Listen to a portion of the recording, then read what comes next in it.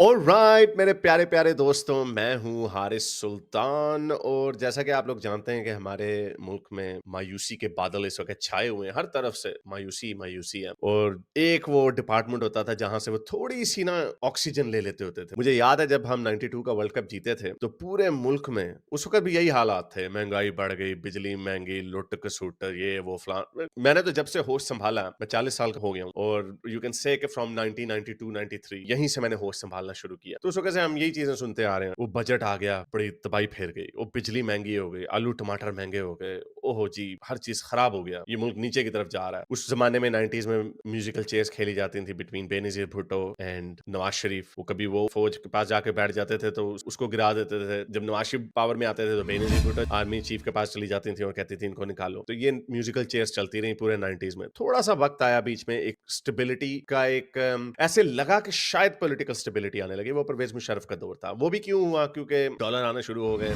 बाहर अमेरिका से war on terror शुरू हो गई। लेट मी टेल यू, उस वक्त भी परवेज मुशर्रफ को बहुत सख्ती का सामना करना पड़ रहा था, क्योंकि जो सिर्फ मुला क्लास ही नहीं, जो मिडिल क्लास भी जो थी, जो नॉन रिलीजियस क्लास भी थी, वो भी कह रही थी कि आप अमेरिका के आगे क्यों लड़ गए, अपने मुसलमान भाइयों को आप मरवा रहे हैं वगैरह वगैरह। बट अगेन फौजी के पास छड़ी होती है तो वो मेंटेन कर लेता है, पॉलिटिकल स्टेबिलिटी ले आता है। इन्वेस्टमेंट भी आई बाहर से। ये जोंग शोंग जो बाहर के मोबाइल फोन वगैरह आए थे, मुझे याद है उस वक्त $3 बिलियन के लाइसेंसेस इन्होंने बेचे थे मोबाइल टेलीकॉम के, वारिद को, जोंग को, और इस तरह के और भी थी। तो बड़ी जी खुशियां मनाई जा रही। 3 बिलियन उधर से आ रहा है, कुछ मैं टोटल ओवरऑल 10 बिलियन अमेरिका से आया। तो ऐसे लगा। मैं खैर उसको पाकिस्तान 2003 में मैंने छोड़ दिया था पाकिस्तान, बट अगेन पाकिस्तान के लिए दर्द था। और फिर बीच में क्रिकेट टीम भी थी। तो वो एक जमाना इनको ऐसे लगा जैसे कुछ बेहतर होने लगा। लेकिन एनीवे वो डिक्टेटरशिप थी, वो लॉन्ग लास्टिंग कभी हो ही नहीं सकती थी। और परवेज मुशर्रफ के ऊपर उनको याद कराया जाता था, वर्दी उतारो, वर्दी उतारो, वर्दी उतारो। तो उसने कहा ऐप पे ही मेरी वर्दी।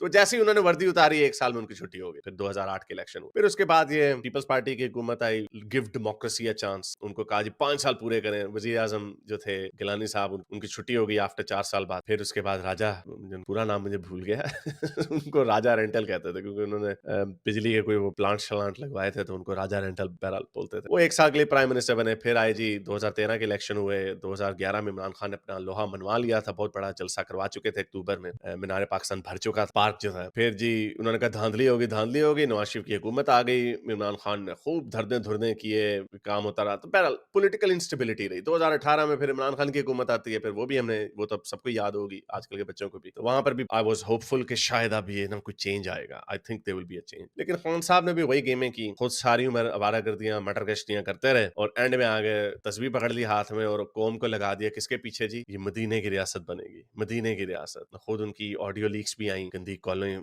मैसेजेस। कोई बात नहीं, I am not judging him. हर कोई प्राइवेट लाइफ में, हम सबको जो करते हैं करने का हक है। जो अपनी मर्जी से, बाहमी रजामंदी से जो कुछ भी कर रहा है, वो स्टेट का मैटर नहीं है कि आपकी प्राइवेट लाइफ में क्या हो रहा है। इस तरह तो फिर बाथरूमों में फिट करा दो कैमरे। ओए ये क्या कर रहे हो, खेल रहे हो, फुड़क रही है तुम्हारी। ऐसे नहीं हो सकता। You can't do this. एक तो वैसे ही बड़ा दबा हुआ मुआशरा है, घुटन वाला मुआशरा है, कुछ इनके पास है नहीं। मेरी जब ऑस्ट्रेलियन पार्टनर थी, मैं उनको एक ही दफा मैं उनको पाकिस्तान लेके गया, तो वहां पे मेरे फैमिली वाले जो थे वो मिले उनसे। तो वो बेचारे अब क्या करें, वो उनको जो भी है ना, वो उसको उसको बेचारी को ना दावत पे ले जाते थे, कभी किसी रेस्टोरेंट पे, कभी किसी रेस्टोरेंट पे। तो वो मुझे बेचारी कहती है यहाँ पे और फन और एंजॉयमेंट के लिए नहीं है कुछ, यानी स्पोर्ट्स होती हैं, हजारों चीजें यहाँ पर तो होती हैं। अब ये सिर्फ नाइट क्लबों की बात नहीं हो रही। आइस स्केटिंग होती है, लॉन बॉलिंग होती है, मिनी गोल्फ होती है, गोल्फ होती है, हजारों एंटरटेनमेंट की चीजें होती हैं। तो वहां पे कुछ भी नहीं है। अगेन एटलीस्ट इन 2011 में नहीं था। अब भी क्या होगा, कोई इतना भी आगे नहीं गया Pakistan. I don't know, I hope गया हो, लेकिन मैं आपको सिर्फ उस वक्त की बात बता रहा हूं। मेरा नहीं ख्याल, अभी भी वहीं पे वही है, एक ही एंटरटेनमेंट है। घर से निकलो, रोटी छोटी खावे खूबे खाओ, दैट्स इट। तो मैंने अपनी जिंदगी में जो देखा, ये पाकिस्तान नीचे की तरफ गया। एंड ऑब्वियसली मैं बाहर के मुल्क में रहता हूँ, इसलिए मुझे कोई इतनी अब अटैचमेंट, इमोशनल अटैचमेंट मुझे पाकिस्तान से कोई नहीं है। I am being very serious. I can be very objective दो, मैं अपनी ऑब्जेक्टिव ओपिनियन आपको जरूर देता रहूंगा, और इसको इमोशंस से अलहदा करके देखा जा सकता है।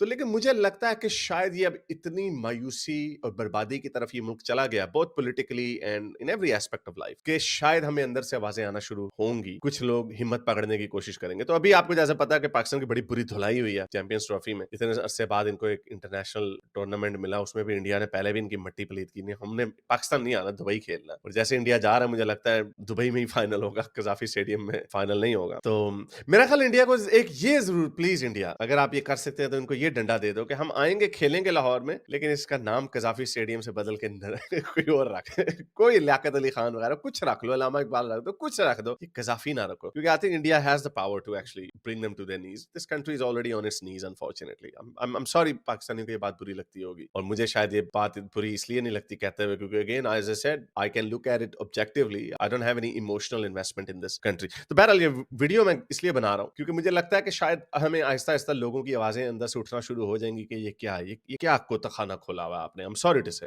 ये क्या बगैरती है। वो आपके हर जगह पे आपने मौलवी बिठा दिए, वो मौलवी रिजवान वहां पे तस्बीहें पढ़ रहा होता है, अल्लाह ऊपर से, या अल्लाह कोई ऊपर से ऐसी लो फुल टॉस दे दो कि हम छक्के मारना शुरू कर दें, वो अल्लाह में ऊपर से छक्के चिपड़े करा रहा होता है इनको, लेकिन कोई कह नहीं सकता क्योंकि अगेन जिस चीज के अंदर आप इस्लाम को घुसा देंगे उसके ऊपर आप बात नहीं कर सकते। तालीमी सिस्टम में खान साहब वो सिंगल करिकुलम लाऊंगा, वो हर क्लास के अंदर उन्होंने मौलवी लाकर बिठा दिया। और मुझे याद है उस वक्त ये आर्गुमेंट ये चल रहा था कि मौलवी किस फिक का होगा, देवबंद बरेलवी कौन सा मौलवी होगा, क्या किस किस्म का मौलवी होगा। निसाब के अंदर फिजिक्स की किताबों के अंदर इन्होंने जो गंद लिखा, अल्लाह मियां बैठे हुए फिर उन्होंने एकदम से बिग बैंग कर दिया। वो बिग बैंग के अल्लाह मियां ने क्या पटाखा मारा था पीछे से, क्या क्या मतलब बिग बैंग अल्लाह मियां ने कर दिया। तो इस तरह लेकिन कोई बात नहीं कर सकता, मैं कर सकता हूँ, और आई होप कि मेरी अगर छोटी सी कोई कंट्रीब्यूशन हो पाकिस्तान में, वो ये कि मुझे पता मेरे बहुत लोगों से ऑब्वियसली प्राइवेटली इंस्टाग्राम पे या दूसरे व्हाट्सएप वगैरह पे बातें हुई हैं पाकिस्तान के बड़े बड़े लोगों से, लेकिन वो कभी मेरा नाम नहीं ले सकते ना, और लेना भी नहीं चाहिए। आई टोल्ड देम कि there is nothing wrong, I would never own you,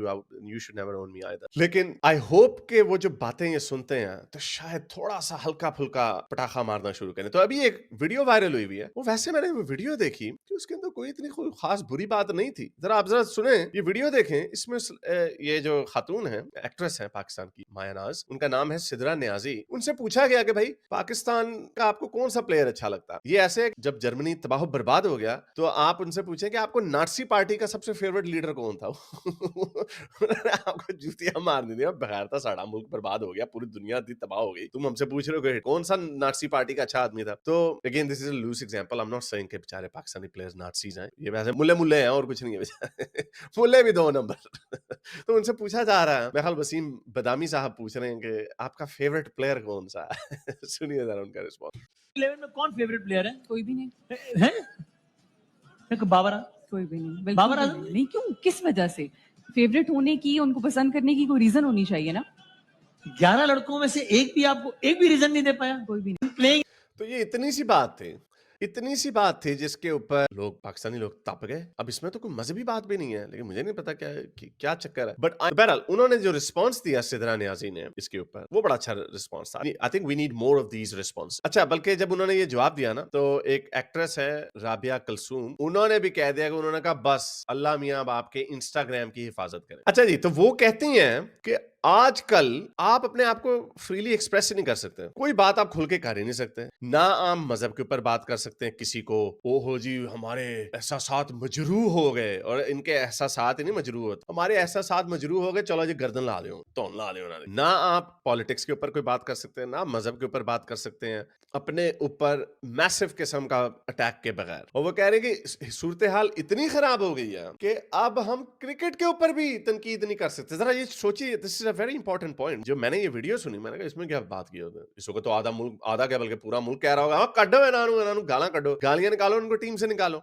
that would be a natural reaction. इस वक्त तो सबका ये, तो इसके ऊपर भी उसके पीछे पड़ गया, हालांकि इसमें ना मजहब की बात है ना पॉलिटिक्स की बात है। और क्या होता है जी, ट्रोल्स जो है वो आपको गंदी गालियां देते हैं, आपके माँ बाप को गालियां देते हैं, और ये जो बिहेवियर है ये पूरी सोसाइटी का बिहेवियर बन गया। और जो ज्यादा ट्रोल करता है, जो ज्यादा गंदी गालियां निकालता है, जो ज्यादा एग्रेसिव होता है, वही नैरेटिव को कंट्रोल करता है। और बहरहाल I think this was a very mature response bye her. Again different people have different limitations, और पाकिस्तान में ऑब्वियसली अगर आप सेलिब्रिटी हैं तो आप खुल के हर बात नहीं कर सकते। मुझे भी खैर, हमारे जो सोशल मीडिया के जो एक्टिविस्ट होते हैं, हमारी थोड़ी सी बात और होती है, क्योंकि हम तो बातें ही ऐसी करते हैं जिससे लोगों को बड़ा गुस्सा आता है, प्रोवोकिंग बातें होती हैं। तो अगर कोई हमें ट्रोल करता है तो हम तो फिर ट्रोलिंग का जवाब ट्रोलिंग से दे देते हैं, एक हद तक, ज्यादा नहीं। ऑब्वियसली कहीं तो आपको गंदी गालियां निकालें तो हम तो नहीं, क्या तेरी पैन हम नहीं कर, उस हद तक नहीं जा सकते, लेकिन थोड़ी बहुत छोटी मोटी जुगे शुगे लगाई जा सकती है। I think this was a very mature response. मुझे याद है मुबशिर लुकमान ने भी, पाकिस्तान हार गया था एक कोई टूर्नामेंट, हमेशा ही हारता, 2-3 साल पहले के, उन्होंने भी ये कहा यार ये मौलवी शोलवी यार कहती नमाजों पे फोकस ज्यादा नहीं है। फिर उसके बाद रऊफ क्लासरा ने भी वही बात की जो मैं पिछले 5 सालों से करता चला आ रहा हूँ, यार ये हर चीज के अंदर इन्होंने इस्लाम घुसाया हुआ है, इनको मौलवियों को इनको मस्जिदों मदरसों में भेजो ताकि वहां पे इनकी पिठियां सेके कोई, ये पाकिस्तान की क्रिकेट टीम के ऊपर थोड़ा रहम खा लो, यहाँ पे ये तस्बीहां और ये नमाजें इनकी जरूरत नहीं है, यहाँ पे क्रिकेट की जरूरत है। तो ऐसी ऐसी बातें उठना शुरू हो गई। आई होप के और लोग भी ये बातें करें, क्योंकि हल्का सा, मैं तो चले बड़ा प्रोवोकेटिव स्टाइल में कहता हूँ ना, आप लोग की जो लिमिटेशन है, आप हल्की सी इसके ऊपर बात अगर आप करना शुरू कर दें, very very suddenly, very minutely, जैसे इन्होंने बात की, हालांकि इसके ऊपर मजहब शजब की कोई बात नहीं थी, उन्होंने बीच में मजहब घुसा दिया है। वेल डन सिद्धांत। सो लेट्स होप कि इस तरह की चीजें और हों, तो this is the only way out for Pakistani. इसके अलावा और कोई नहीं है। They need to press a reset button. जो इनकी कल्चरल और सोसाइटल प्रैक्टिसेस या नॉर्म्स रहे हैं उसको रीसेट करना पड़ेगा, क्योंकि जैसे इन्होंने मुल्क चलाया पिछले 75 सालों में, उसका रिजल्ट आपके सामने है। किसी भी चीज में आगे नहीं, एवरीथिंग हैज डिटीरियोरेटेड, हर चीज बुरी से बदतर की तरफ गई है। बेहतरी का ना कोई चांस है, ना बेहतरी आनी है। और अच्छी मजे की बात यह है कि जो उसके रिजल्ट पे जो इंडिया वो सोने पे सुहागा हो जाता। मैं आपको ऑनेस्टली बता रहा हूं, अगर इंडिया तरक्की ना कर रहा होता, उसी तरह वो भी हमारी तरह थोड़ा सा ही आगे रहता, थोड़ी सी उनकी नाक आगे होती, तो पाकिस्तान ने बड़ा खुश होना था। लेकिन अब मैं पहली दफा एक ऐसी मायूसी देख रहा हूँ, ये पिछले कोई 2-3 सालों में, मेरा ख्याल वो जो चंद्रयान जब हुआ था ना, उसके बाद बड़ी मायूसी इनको हुई थी। और आई होप कि इंडिया ये वाला चैंपियंस ट्रॉफी जीत जाए। तो मैं इनको ट्रोल नहीं कर रहा अपने मुल्क पाकिस्तानियों, मैं कह रहा इसको अंग्रेजी में कहते हैं kick up the bum, we needed the kick up the bum, यानी मुझे ठुड्डा चाहिए था, वो ठुड्डा चाहिए था जिससे हमने एकदम से उठ के खड़े होना था कि यार ये जो हम कर रहे हैं ये गलत है।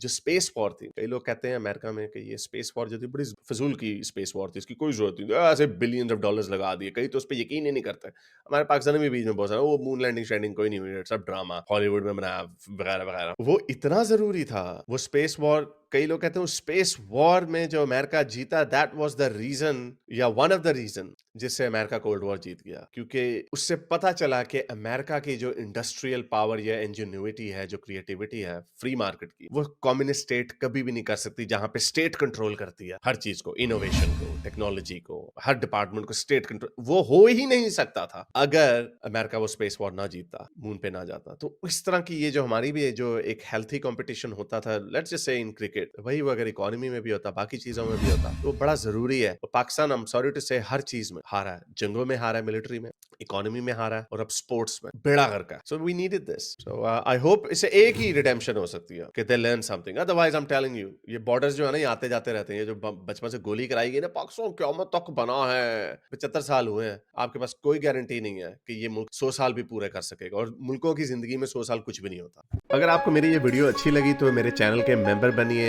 पेट्रन बनिए, या फिर आप मुझे बाय मी या कॉफी में भी सपोर्ट कर सकते हैं।